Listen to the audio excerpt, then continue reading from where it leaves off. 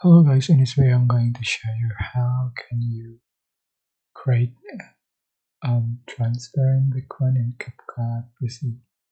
So first, go to media and select local and import your videos or just photos that you like to edit. For example, I'm going to select photo here and just going to make the background transparent. So go to cutout just one just one tab and you can select auto cutout.